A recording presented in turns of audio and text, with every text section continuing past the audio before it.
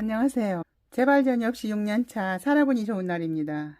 저는 암 환우가 되고 나서는 현미 채식해라, 저염식해야 한다, 운동해야 한다 등등 암 걸리기 전에는 아무렇지 않게 해왔던 일상들이 하나같이 해서는 안 되는 것들인 거예요. 그 중에서 오늘 할 이야기는 저염식에 관한 거예요. 표준치료 끝나고 나서부터 항암에 좋다는 음식, 물, 식재료, 영양제 등 할 게 많고 고쳐야 할 것도 많은 거예요. 그때는 살고 싶은 욕망이 강한 사람이었기 때문에 좋다는 건 다 해보고 먹어보고 따라하고 그럴 때였죠.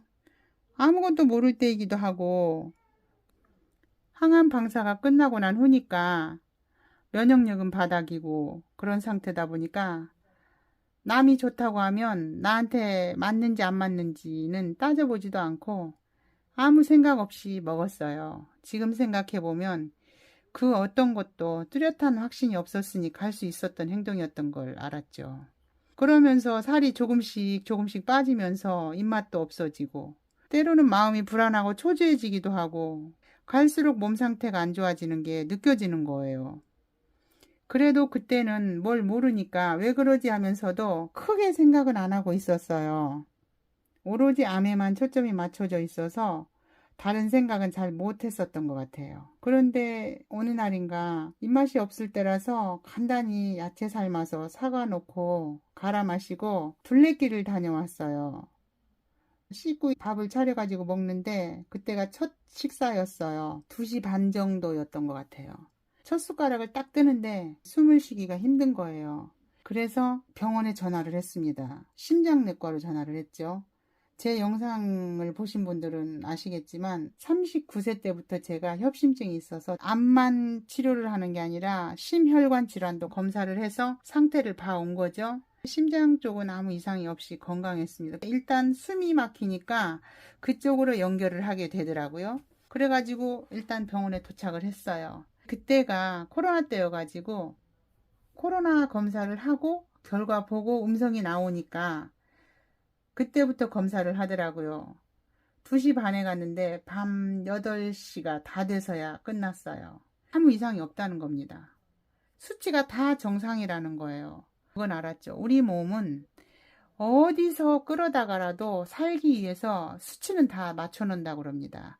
그래서 대부분의 사람들이 나는 건강하게 잘 살다가 국가검진에서 뭐가 나왔는데 뭐 사기, 말기 이런 이유가 그런 것 때문이라고 그래요. 근데 저는 그런 걸 알고 있는 상황이어서 좀 답답하기도 하더라고요. 그렇게 병원에서 결과를 받고 퇴원을 하면서 저녁에 추어탕집을 갔어요. 그 늦은 시간에. 혹시라도 하루 종일 굶었으니까 국물이라도 좀 먹을 수 있지 않을까 하는 생각에 갔거든요. 근데 반찬으로 나물이 나왔는데 짭짤하게 무쳐진 게 싱겁게 먹었던 제 입맛엔 좀 짠데 자꾸 먹어지는 거예요. 거부감 없이 2접시를 먹었어요.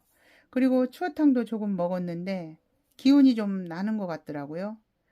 그렇게 먹고 집으로 왔어요. 와서 안방에 들어가서 침대에 걸터 앉아가지고 멍 때리고 앉아있는데 오만 가지 생각이 다 드는 거예요. 그러면서 문득 드는 생각이 물을 많이 먹으라고 해서 먹었는데 아침에 소금 한 티스푼 넣어서 마신 음양탕 말고는 낮에 마신 물은 그냥 생수를 먹었더라고요. 그때 물을 3리터 이상 먹었었던 것 같아요. 근데 갑자기 소금 생각이 나고 소금이 부족해서가 아닐까라는 생각이 직관적으로 드는 거예요. 이거 뭐지? 이유는 모르겠고. 주방으로 갔습니다. 주방으로 가서 제가 먹는 죽염이 있어요. 그걸 밥 숟가락으로 한 숟가락을 탔어요. 그리고 그걸 꿀떡꿀떡 마셨어요. 무슨 정신으로 마셨는지는 모르겠고, 그때는 몸이 저염식으로 많이 망가져 있어서, 그날은 그냥 될 대로 되라는 심정이었어요. 이렇게 고통스러운데, 살아서 뭐 하나 하는 절망도 좀 컸었고, 이렇게 하면 안 된다는 것도 상식적으로는 알고 있었거든요. 근데 저는 다른 대안도 없었고, 무엇보다도 그때는 정신적으로나 신체적으로도 고통이 컸어요. 그랬기 때문에 그냥 될 대로 되라는 심정이었죠. 그래서 그렇게 소금물을 꿀떡꿀떡 마시고 자고 나니까 아침 7시인 거예요. 얼른 손을 봤어요. 손이 붓지 않은 겁니다. 더욱이 신기한 것은 제가 밤이면 화장실을 적게는 2번, 많게는 3번도 가고 그렇거든요. 그날 밤에는 10시 30분에서 11시쯤 잔 걸로 기억을 하는데 한 번도 화장실을 가지 않고 통잠을 잤다는 겁니다. 그래 본 적이 없거든요. 사람은 적당히 염분 섭취가 필요하구나를 알고 있었거든요. 그래서 챙겨 먹었고 그렇게 하고 있다고 생각을 했었는데 물량은 늘리면서 염분 섭취를 제가 안 한 거죠. 소변이 자주 마려우면서 미네랄이 다 빠져나간 거죠. 살은 점점 빠지고 그런 상황이 온 건데 그걸 제가 몰랐던 겁니다. 이렇게 실감나게 느껴본 건 처음이거든요. 남진단 후 루틴처럼 해왔던 소금물 음영탕을 먹은 것 외로 지금은 2, 3리터 정도 마시는데 꼭 소금을 한 꼬집씩 넣어서 마시고 있어요. 음식 역시도 싱겁게 먹지 않고 간 맞춰서 맛있게 먹고 있어요. 이 영상 보시는 분 중에 빈혈은 없는데 어지러운 분은 물과 염분이 부족하진 않으신지 체크해 보세요. 그리고 소화가 잘 안 되시는 분도 물과 염분이 부족한 분이 많이 있어요. 우리가 배추도 절일 때 소금을 적게 넣어서 절이면 절여지지 않아요. 그런 것처럼 우리 몸도 적당히 수분과 염분이 있어야 체액도 정상이고 노폐물도 독소도 몸 안에서 배출이 잘 됩니다. 지나고 보니까 뱃속에서 올라오는 직관이 저를 살린 거죠. 누구에게나 이렇게 하시라고 말씀은 못 드려요. 특수한 케이스일 수 있으니까요. 저는 그 당시 사건으로 인해서 배운 거죠. 몸이 나한테 가르쳐 줄 수도 있구나. 그때부터 더 제 몸에 귀를 기울이기 시작했어요.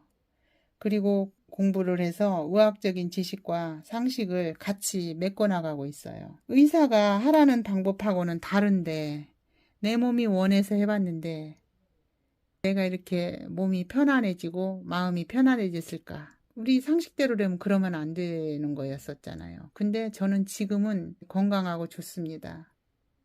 소화도 잘 될 뿐더러 어지러운 것이 첫째 없어졌고 지금 두통이 없습니다. 그때는 두통도 심했었거든요. 그러니까 몸이 전반적으로 정말 고통스러웠었는데 지금은 건강합니다. 저 역시도 암 걸리기 전보다 더 건강한 것 같다는 생각을 많이 하고 있습니다.